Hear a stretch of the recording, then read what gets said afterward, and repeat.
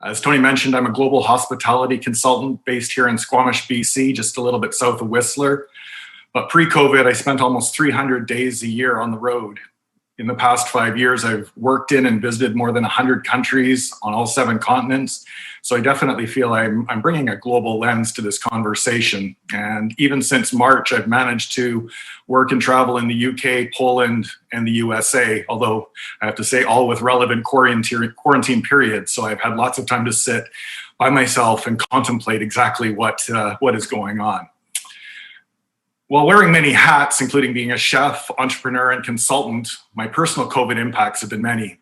I've had to lay off 100 staff, make the hard decision to sell my flagship restaurant and close a few of our retail outlets, pivot the production of my salt company in the US to be more consumer friendly, and while at the same time building a new restaurant to open in Tofino next spring, working on building a $30 million seafood innovation hub in Shediac, New Brunswick, and working on 2 large projects, one in the UK and one in New Zealand, where we're using entire cities or regions and turning them into culinary destinations with a focus on everything from innovation hubs to production hubs and consumer-facing products such as butcheries, bakeries, restaurants, hotels, and more. Today, I'm going to share my global thoughts and experiences with you and hopefully provide you with some food for thought as it might relate to your own business. I know the majority of you are from Canada, but there are people on here from all over the world representing buyers, planners, and suppliers. I believe there's something here in this talk for everyone. So please feel free to type any questions you might have into the chat section, and a moderator will look out for them and we'll deal with them at the end of the presentation. But to kick things off here, I'm going to run a quick video that shares my why about why I do what I do.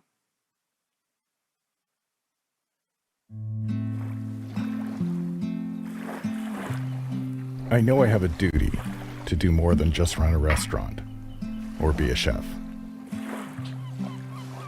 I've spent the past few years traveling 250 days a year, building strategies, defining cuisines, helping people and places share their stories. People want to share who they are. They want to share their lives. And I think that food is that piece that bridges cultures and opens those doors to community, to finding that common ground and bringing people together to facilitate change. As a group, we are so much more powerful. Historically, food has always been about celebrating people and culture and place and family. Seeing you do this brings so much joy to my heart because this is what this is all about. This is what food is supposed to be.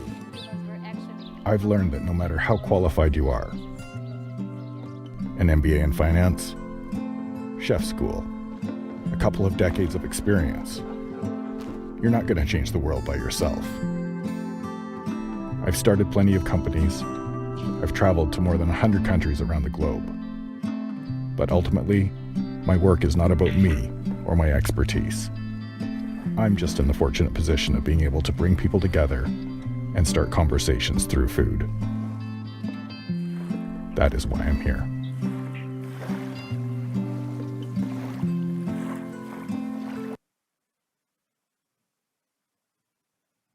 I don't have to tell you how hard the past 8 months have been.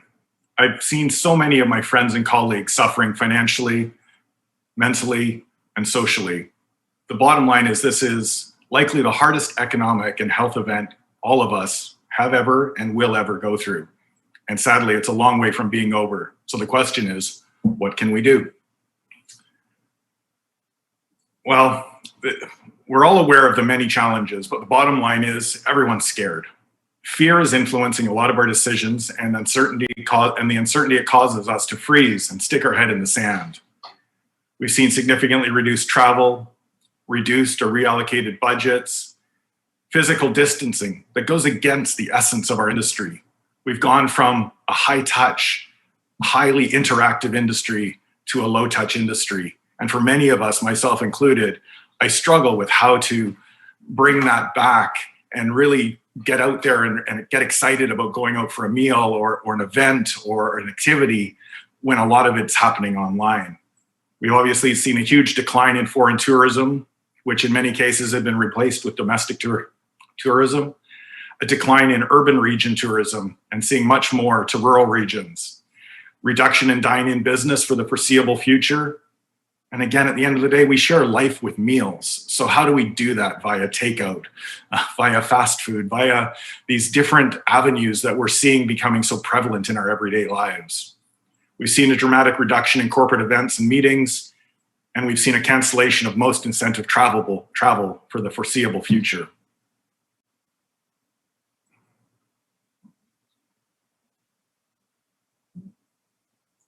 Sorry, my apologies. Just go back one. The reality is previous business models are gone, and they're likely gone for good. And this isn't going to be short term. Looking at PCMA statistics, planners and suppliers are still expecting declines of 50 to 75% in 2021, and 2022 is really largely anyone's guess. Even looking at the work I'm doing in New Zealand and the UK, it changes every day, every week, every month in terms of what our expectations are, and trying to write budgets and project sales going forward is getting harder and harder. For me personally, and I know for many of you, the biggest challenge is the fact that we're not the ones in control. We can consider all the safety protocols we want, but the reality is that nothing's going to happen until people are ready to return. But I don't think all is lost. For me, this is my favorite saying, is that adversity creates opportunity. And I can tell you, just yesterday alone, I was walking around Granville Island, which is one of the second most visited tourism destination in Canada next to Niagara Falls. And they have a new general manager who started 8 days ago. And within the first 5 minutes, we both shared the same sentence. And that was, if you don't innovate, you will die. And Granville Island is an example of exactly that. It needs that new lifeblood. It needs things to move forward. And obviously the culinary industry and the events industry and the hospitality industry was in general in need of a reset anyway. It had been a topic of discussion for many years. The value chain for food has been broken, and consumers haven't been paying enough for food, the food that they consumed. We've been in a race to the bottom. The cost of food and labor has been increasing far faster than we've been increasing prices over the last 20 years. We've been focused on cheap calories, fast food, and ultra-processed foods. The reality is we do not pay enough for our products and the end product to support the value chain for the farmers, the fishers, the foragers, through to the end consumer. In Canada, we spend 9.1% of our gross income on food. In the US, it's as low as 6.4%.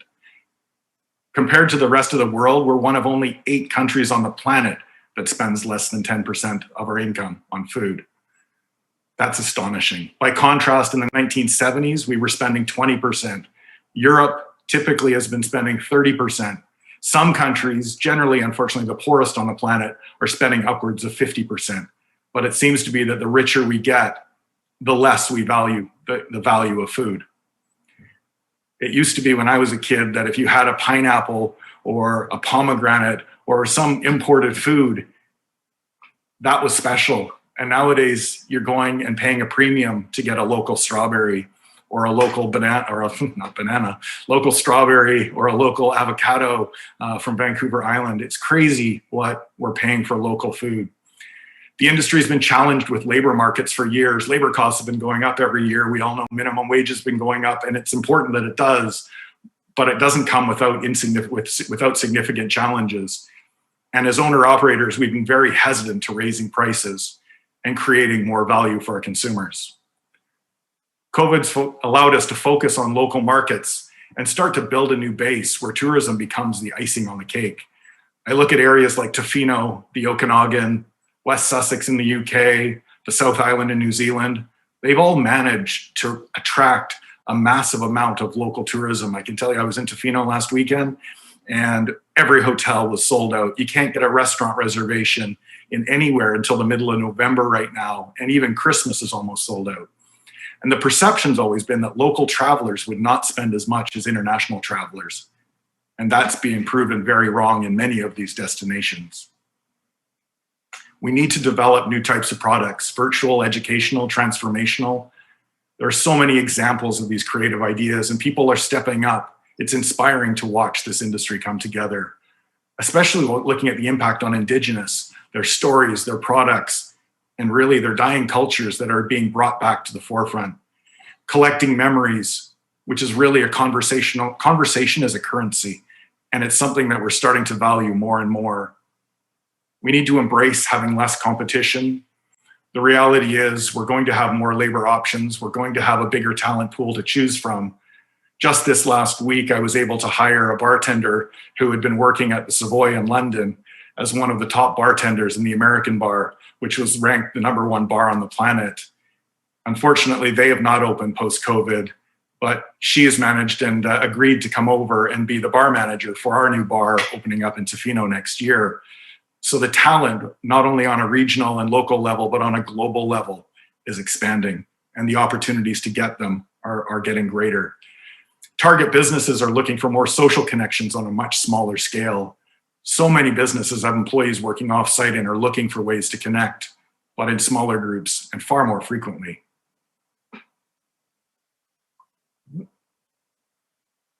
Virtual events are becoming more accepted. You need to build your business for it, or it'll go away post-COVID. I'm in the process personally of building a full tutorial online for all of my consulting businesses. Universities are doing the same.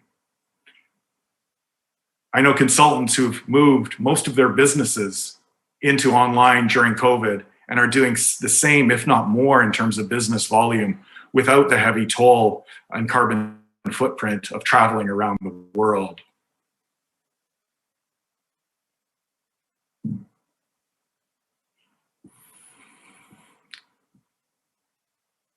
We need to be more creative in what we're doing. We need smaller audiences. We need more personalization. We need to add more value. And at the end of the day, we need to be more creative. I think that's the thing that people are looking for. It's the thing that businesses are looking for. And some of those examples might be drive-through museums or shows that we've seen, again, completely outside the box of anything that I'd ever thought of before, but have been highly successful. Safely spaced outdoor concerts. Again, other than the Trump rally, sadly, most people are taking outdoor spaces very seriously, and these outdoor concerts and other venues for outdoor dining have proven to be very, very popular. Outdoor dining has always been a thing, but now it's become the primary thing. You look at a city like New York, Vancouver, London, the opportunity to do more and more in outdoor spaces, whether that be a farm dinner or a beach dinner or simply sitting on the sidewalk like you do in, like historically has always happened in Turkey and other Middle Eastern countries where some of my best meals have been had, enjoying the company of people who don't even speak English and enjoying and tasting foods that blew me away. That outdoor experience is becoming more and more paramount. For me, I think the #1 thing is about giving people a reason to come. This is the basic part of business. And it's a real simple reality, and it's never been more important. People are looking for any excuse to get out of their house right now, or any excuse to engage. Or, I mean, for me personally, I'm a hugger. I'm a very tactile person. I've never imagined a time where I would be in quarantine and talking from a balcony and looking at my kids and my 3 daughters from up on a balcony and staring down at them to have a conversation, but not being able to give them a hug. And I think anything that can get people out and create connection right now, again, be it physical, be it spiritual, be it mental, people just need to be given that reason. And origin and ethics are the key focus points of what people are looking for. All that being said, at the end of the day, logistics and safety are even more vital. We can't become complacent. We've seen it in Canada. We've seen rising numbers. We've seen house parties. We've seen large gatherings. We've seen large weddings. Logistics and safety are going to require us to go above and beyond if we're going to build confidence, because people are scared. They're uncertain. And in my opinion, people are overwhelmed with information, much of which is contradictory. And so communication is everything. We need to be short and to the point. We need to be assuring, but most of all, we need to follow up our words with actions and make sure we create that confidence for people in our venues. And those are the people who will help tell our story for us and get more people out and more people feeling safe. Again, people are just craving that opportunity to do it. So we just need to do it in such a way that they feel safe. So what does the future hold? And I think this is one of those questions that is like looking in a crystal ball. I can guarantee you it contains uncertainty. Vaccine distribution, I mean, even if we had a vaccine within the next 6 months, from what I'm understanding from a number of the health organizations I've spoken with, is we're looking at 1 to 2 years minimum to do the vaccine distribution. And that's in Canada. In the US and other parts of the world without centralized healthcare, it could take a lot longer. 10-minute testing at airports we saw rolling out in Vancouver and Calgary last week, and hopefully in 4 other airports across Canada soon, and hopefully and already in many other airports around the world. But the reality is those tests are less effective. And I think all it's going to take is a spike or some uncertainties around that, and those could change too. Border closures and ongoing travel restrictions are not a thing of the past. They're going to be with us for quite some time. Weather challenges, obviously, especially with outdoor dining and moving things out of the inside, become more and more important. And obviously, we're seeing natural disasters.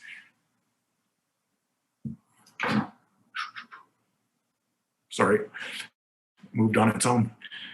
And civil unrest, obviously, with the election coming up in the US, we don't know what that's going to hold in the coming weeks and months ahead, but we've certainly seen a lot of civil unrest in the last 12 months.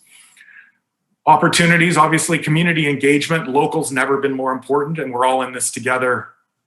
Collaboration, a rising tide raises all ships. If we're all working towards a solution for this, we'll all be in a much better spot when this ends. Obviously, I've been on the Destination Canada Marketing Committee for many years, and we've spent years talking about how to drive urban traffic to rural destinations. And now all of a sudden we're having the complete opposite conversation. How do we keep people in urban markets? Every major city across Canada is suffering. Montreal's hurting the most, but Toronto, Vancouver, Calgary, everybody's feeling this. And it's interesting seeing how that traffic that we were trying to get out so desperately to the Okanagan, Tofino, and other areas in BC is now actually at a capacity level. And it's the opposite of what we've been working on. And winter and shoulder seasons are becoming more and more important. There's also really good investment opportunities right now. As an entrepreneur, I can tell you, the secret of business, you buy at the bottom of the market if you can. If you have the financial resources and lack of competition, now's the time to get into the market if you can afford it, or look at amalgamating businesses and doing partnerships and creating new opportunities that way. So the economic realities of all of this are the fact that we're going to see higher labor costs, but lower overhead costs. Now is the time to renegotiate with your landlords, look for reduced rents, take advantage of grants, supports, and subsidies. Really get in touch with your costing, your product cost, your labor cost. In a lot of the businesses that I'm running globally, we've gone back and looked at everything from casual labor to salaried labor. We've reduced the number of salaries to give us more freedom and flexibility. We've removed and changed hierarchical structures to give more responsibility across the line. We've built new teams and structures with clearer KPIs and more varied role descriptions. Unfortunately, disposable incomes will likely continue to erode in the medium and long term. So that ability for us to provide more value provide business clients who are maybe more price sensitive with higher value and have fewer clients, but higher value clients is imperative. And obviously major urban centers and businesses will never be the same. I've got a phone call this week with a client who I'm working with who's got 3 or 4 businesses in one centralized business district who was hitting all the right points. He was fresh, he was local, he was celebrating farmers, he was doing takeout, he had everything that you should want. But all of his businesses are located underneath major office towers that are seeing less than 10% occupancy. And those aren't coming back anytime soon. Pinterest in San Francisco just paid $90 million to close out one of their leases because that was cheaper than what they were going to pay over the next few years having an empty office building.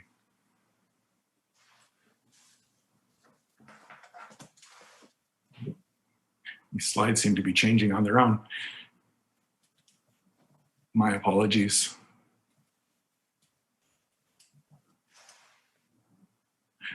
That being said, it's all not doom and gloom.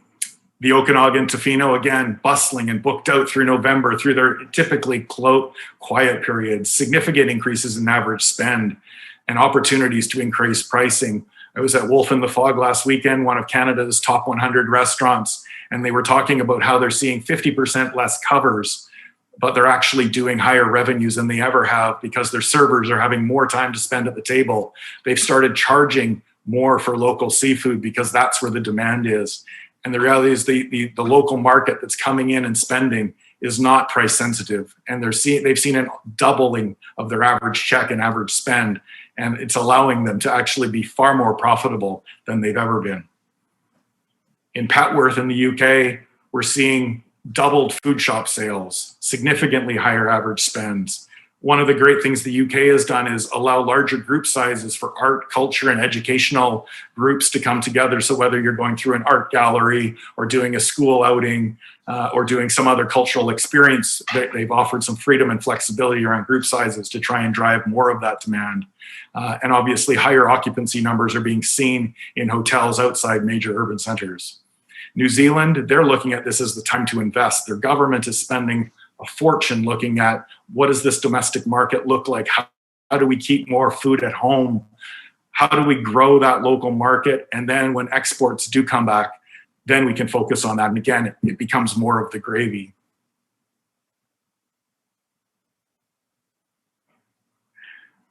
In terms of looking at ways that we can retool for resilience, we need to offer companies a way to bring people together in smaller groups and be more impactful, whether that's online, outside, inside, it doesn't matter. But the key is to be small and don't be afraid to charge for it. We need to adapt to the much shorter booking windows and cancellation windows. The new reality is we were always heading in that way, but now we really need to deal with it and be far more flexible. Remember that the best way is not the only way. We've always been focused on doing things the best way possible, but in today's economic realities and COVID era, sometimes we just have to wing it. And you know what we can do? We don't need to get too focused on what we're doing. We just got to make it happen. We need to prepare for staff to go off ill or into quarantine. My wife owns a physio clinic, and just today she lost 2 therapists for 2 weeks just because one of them was at an event on the weekend where somebody came down with COVID. And the reality is for them, it's thousands of dollars a day, not only in lost revenue, but in staffing. So looking at your staffing rotas, having contingency plans on what happens if somebody does need to go off. And the reality is I'm watching owners all over the world rolling up their sleeves and getting back into their businesses. Be proactive when it comes to communication. Proactive services is one of the things I teach globally all the time. And it's one of the things that sets good from great apart. People who can teach and do proactive service will have a massive advantage. Shorten your menu, focus your offering, less is more. Less is more is one of those things that I want you to walk away with today. Less chefs, less servers, less event workers, less menu items. Look and focus on higher value sales. Ask your clients what they want. Communication has never been more valuable. We need to provide value and not just economic value. We need to offer opportunities for teaching and learning, new experiences, new ways of doing things, just giving people a chance and a reason to go out and connect. Whoops. These things seem to change on their own. So in terms of takeaways from today's session, the most popular thing I travel the world to teach is knowing people's unique selling propositions. I was in the Barossa Valley not a year ago, sitting around a table with all of the top marketing minds from the Barossa Valley in Australia and the wine region. And I said to them, I was sitting at this table and I said, over here, you've got Napa Valley, you've got Champagne, you've got the Franschhoek Valley in South Africa, You've got Adelaide, the Adelaide Hills. You've got all of these different places you can choose to go. And I said, tell me, why am I coming to the Barossa Valley? And not one person around the table could answer that question. It was a sea of blank stares from everybody. And this included the head of marketing from Penfolds and from some of the other biggest wineries in the region and destination marketing organizations. And they said, well, we used to talk about Shiraz. And I said, well, you should. You've got the oldest Shiraz grapes on the planet. You've got ports and wines going back to the 1800s. You've got things that nobody else has. And they said, but Robert Parker didn't like our Shiraz and told us that we should be growing Riesling. So that's what we did. And they said, that's not our story. And so we spent days going back through what their unique selling propositions need to be. And I would say out of 80% of my consulting that I do, that's where we always start, is really understanding what that unique selling proposition is. It's strange to come back to local right now, but finding a new experience. Farm to table is not new. Fresh, local, sustainable, not new. Global fabricated tastes, not new. You need to tell me why you're different, what your story is, and how you're going to communicate it. Number one thing you can take away from today. Don't try and be something for everybody. Focus on what you're best at. I don't remember every hotel that I've ever stayed in, but I can certainly remember a handful, and all for various reasons. But they all involved one thing. They were incredible at something. Incredible service, incredible rooms, incredible food, the views. You need to be what you are best at. Make people feel special. Right now, people feel so disconnected over everything. I've always had an ongoing debate. What's more important in a restaurant, food or service? Guess what? You can get food anywhere today. It comes back to service, comes back to the people, comes back to the connection. If you're not already outside the box, get there quickly. And I'm sure everyone who's on this call has spent the last 8 months thinking about this, because it's not normal anymore. And this is not a time for complacency. This is a time to give people something unexpected. Remember that communication is everything. Uncertainty kills motivation. Head in the sand, not responding to emails. I can tell you, as somebody who was facing bankruptcy for my flagship restaurant, if I'd stuck my head in the sand and not communicated with suppliers, people who we owed money to, repayment issues, the problems don't go away. But if you reach out to them and explain and talk and communicate, we're all in this together. Everybody understands, and it's amazing how empathetic people are right now. People need to run smaller, tighter, more flexible teams. The hierarchy of the industry, whether you're in a restaurant, a hotel, an events company, any business, the hierarchies are changing. Lateral structures are it. There needs to be more responsibility, expect more, give more tools to them, and let them surprise you. And at the end of the day, talk to your customers. Communication is key. Ask them what they need, what they want. How can you help them get through this? We're in this together. But if you're giving them and providing value to them, they will in turn provide value to you.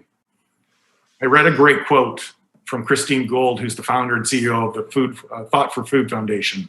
And she said, the next generation of innovators represent a profound opportunity for us to move towards a circular economy of food. As the largest, most diverse, well-educated, globally connected, environmentally and socially conscious generation the world has ever seen, Millennials and Gen Zs have sustainability and circularity top of mind in all that they do as entrepreneurs and as consumers. I hope what I've shared with you today has been helpful, and I really appreciate taking the time to be here. You're taking the time to be here, and I look forward to seeing our industries work together in the months and years to come. This is going to be a challenging time, but I don't think a new normal is a bad thing. I actually think we're going to end up having a way better normal in the years to come. Feel free to ask any questions you might have, or feel free to reach out directly to me with the contact information in front of you. Thanks so much for your time. Eric, that was, you covered a lot of territory, and I really want to focus the next 10 minutes on possibilities, certainty versus impossibilities and uncertainty, because this group that's listening to you wants to get a better sense of what we can do next. The first thing I want to focus on is what I call the circle of one, where you're trying to find that's something that makes you unique. What advice can you give to people for them to really identify that one thing that they know that their customers are going to respond to, that they can hire against, that they can really celebrate, and in doing so, stand out in a sea of sameness? The easiest way we've always got to that answer to that question is to going back to our best customers, going back and having conversations with the people who you've had great success with in the past. Ask them, why do you choose me? What is it that makes me unique? What could I do to be more unique? What could I be to be more special? I mean, you can certainly sit around a table and brainstorm with your own team and come up with what you want. But at the end of the day, you're not selling your services or your brand or your location to yourself. You're selling it to somebody else. And I think those focus groups and those consumer interaction groups become key to really understanding what that unique selling proposition is. And it's never been more valuable than understanding that right now. Do you have any techniques? As I've done in my past, a lot of focus groups, and anytime I asked, are you pro-environment, people put up their hand. Are you this? They put up their hand. But when they become shoppers, when they go from being humans to actually shopping, a lot of things change. So how do you have that honest dialogue with your customers so you get beyond, I like your food or I like your hotel, and really get into the granular areas where you can build something that is unique? One of the things I've always had success with is when we do these focus groups, again, most people will always put you into their environment to do these. And we've always gone, let's take people out of their comfort zone, not only the people doing the surveys, but also the people participating in them. And we'll go to a third-party location, or we'll go do something fun, which again is not an atypical thing to do within your own organization. But not many people do it with a focus group or by looking at ways to get people out of those zones, so you do get much more real feedback. I mean, I love taking people to my biggest competitor. I'm like, let's go and check out what they're doing and have a conversation around why you choose us and why you don't choose them. And I've always in Vancouver, there was a restaurant group called Global that we used to lose a ton of business to. And I always used to ask people, why do you choose Global over X, Y, or Z? And at the end of the day, we always got the same response. And it was because of, they made me feel special. I walked in the door, they knew my name, they knew my drink. It didn't matter who I walked in with, they made them feel special because they made me feel special. And I think taking your focus group into an environment that you want to emulate, or you see things that resonate with you or with your potential clients, I think gets you a lot closer to that honest conversation that you're seeking. One of the podcasts I did with Chatter That Matters was a Vancouver restaurant owner, Ernesto Gomez, at Nuba Restaurants. And he's coming back overseas, finds out he has to close his restaurants down because of COVID. Next day he wakes up, he actually gets COVID, spends 14 days lying on his stomach, as he says, fighting for every breath, but somehow finds a way to fight to keep his restaurants open, to reinvent delivery. Is that resilience, to me, is something that really is the DNA of people that are in the experience economy, that we fight our way through it. How do we continue to have that resilience and sense of optimism, looking for the little bits of areas where we can still get a foothold or a finger hold and pull it? How do we keep that up, knowing that you're kind of going from first wave to second wave and all the inconsistencies with political leaders? What's your advice to make sure we can stay positive and know that ultimately resilience is going to be the difference between success and failure? Funny you use Ernesto as the example, as I just literally had lunch with him yesterday, and we were talking exactly about that. So because Nuba's been going through numerous challenges, but also having some great success with that takeout. But right now, what they're working on is new concepts. For them, it's about looking at opportunities and taking advantage of the market that we're in to provide new experiences for people. So they're in the buying mode, they're in the partnership mode, they're out there looking to create and take advantage of the time that we're in to set themselves up for success in the future. And I think it's having that long-term lens. And while we're certainly in the day-to-day struggle, and all of these owners, including Ernesto, they're in their businesses every single day living this. And I think historically, that's probably one of the big differences, is a lot of these people weren't necessarily always in their businesses. And nowadays they're back in, and it's almost like a new fire has been lit under them, to reinvigorate this industry, because we were kind of in this just rolling pattern of, life is good. We go, everyone comes in and we do Dine Out Vancouver, and we have Christmas parties, and we have a couple down months, but generally life's pretty good. I think we all got into this where we all slept on the floor one day and in our offices trying to make things go. And it's that energy that comes from that. And I think that's actually what's getting people excited again. And you're seeing, but this is also where you're going to see the people who are going to step up, and you're going to see the people who are going to step out. And that playing field's going to become smaller. So we have this great divide of people are going to make things happen. People are going to watch and wonder what happened. Let's continue to focus on making things happen. Is that something that's in my DNA I'm born with? Or do you think that working with people like you and other people that are passionate about the industry, anybody can find a way to reimagine and reinvent their business? I think anybody can reimagine and reinvent their business. There may certainly be challenges and businesses that don't make sense anymore. The playing field has changed. The market has changed. Maybe it is going to require, as in my case, selling one or more of the businesses, because they just won't make economic sense for a while in the format that they were in. But I'm certainly reinvesting and looking at other opportunities, and I know others are going to be in the same space. And I think people need to really sit down and take a close look. And it's a lot of sadly, the consulting I'm doing right now is sitting down with owner operators and really taking a hard look at their businesses and saying, this is where you can pivot, and this will help you survive for 2 years. But if you want to thrive over the next 5, these are some of the hard decisions you're going to have to make. And I think those are the realities of today. But I don't think that there isn't anybody out there who I don't think can pivot. But there's a lot of people out there who aren't willing to pivot. There was a book called Who Moved My Cheese? And it's a change management book all about helping people who don't like change. And I always said, I'm going to write a book one day called Please Move My Cheese, because I get excited by change, and I get invigorated and want to go and try these new things. And I think that's where we're at in this industry right now. And if you don't like change, you're probably not going to like the next few years. So this entire industry, every sector is being disrupted because of COVID. There's a handful that have done incredibly well because they happen to be able to put the world into your home office. But especially in the experience economy, which I would say almost everybody in sight plays in, it's be tough because you're dealing with the whole sense of face-to-face safety and security. We're also dealing with a lot of inconsistencies because we're dealing with federal governments, provincial governments. If you had a chance to be the advisor to all and to create a consistent policy, any sense of what you would be advising in terms of the message you could send to people in our industry to know that there are some rules that we can at least reorganize our business towards? I think for me, it's about less is more. It's about keeping events and the bubble as small as possible for now, but charging appropriately to be able to offer that experience and providing value.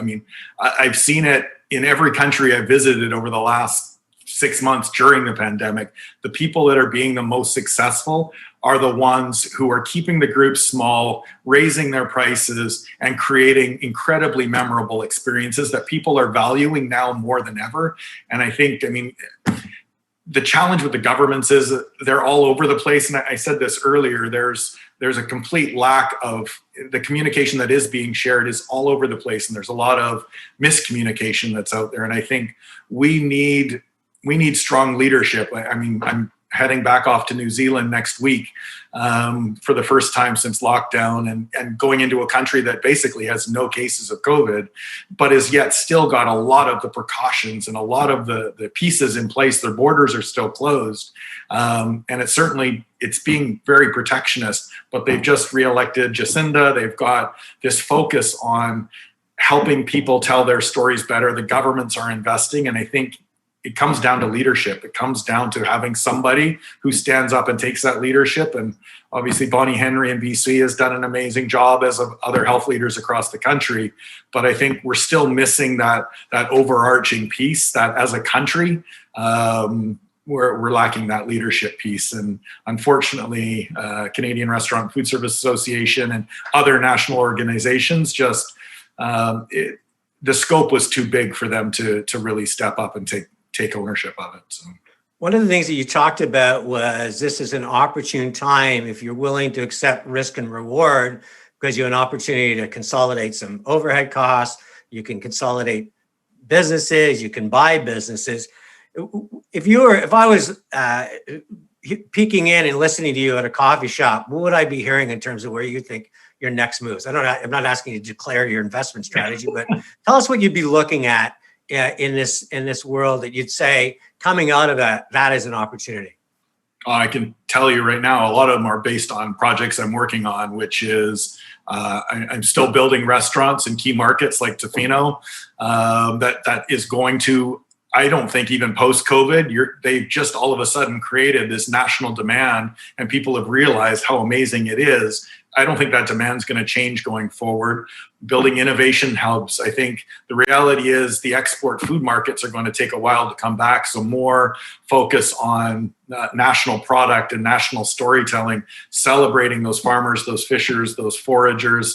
I'm in the process right now of building world-class butcher shops in West Sussex in the UK. We're in the process of building agri-food tourism experiences and taking that farm to the tourism in the future, but also looking at accommodation and food innovation hubs going into all of these areas. The city of Victoria on Vancouver Island, I was on with the mayor the other day, and we're working with them to build a new innovation district that will take up about 8 square city blocks of the city on the waterfront. That's going to include food as the primary driver for this innovation hub, followed by arts and culture. So again, if you're listening to me in a coffee shop, the conversation would be all over the place, but it's really sitting there looking at, not with the head in the sand, but it's going, where are the opportunities right now and how are we going to capitalize on them so that in 3 years, 5 years, whatever that future looks like, we've got market share that other people don't have. You know, what I'm hearing though, the consistency is a sense of immersive experience. You know, we sort of revolutionized food with farm to plate and source local, but now you're saying it's not just sourcing local, it's allowing the consumer to come in right on the farm, experience, learn survivor skills, appreciate organic seed, soil. And in doing so, as they ladder up, they become even much more of a culinary expert. I have to imagine the same would hold true in the incentive travel space as well. 100%. I mean, Destination Canada and Events Canada always used to talk about experiential travel, and that changed. The word they moved to about 1.5 2 years ago was transformational travel. And it's people want to leave these trips now having learned something, having felt better about doing something, having been part of a charity, having been part of building something. That piece of having more and giving more, it needs to be more than just experience now. It needs to be that transformational piece that actually changes people, whether you're in a restaurant, an event, or even in a hotel. I think even hotels are moving. I mean, the new Hotel Z that we just opened in Tofino, where the restaurant's going to about a month ago, it's all about transformational. It's about a 70s disco lounge. It's about vintage video games. It's about being able to bike through a lobby on your bike and grab a cocktail while you're biking through the lobby and heading to the beach. Like that piece is so much more important, and you're going to see that transformational piece continue to be at the forefront for many, many years to come. Eric Pateman, thank you so much for your transformative talk. I love your less is more. I love the fact that when you start talking about the future, you do so with probably the same passion you've had pre-COVID and you would have regardless of what you face. So thank you so much for joining us and inspiring us with your talk. No, my pleasure to be here, and I wish you guys the best of the rest of the day, and I can't wait to see you guys all again soon. Perfect. Thank you so much. It's a great talk, and that's a key word.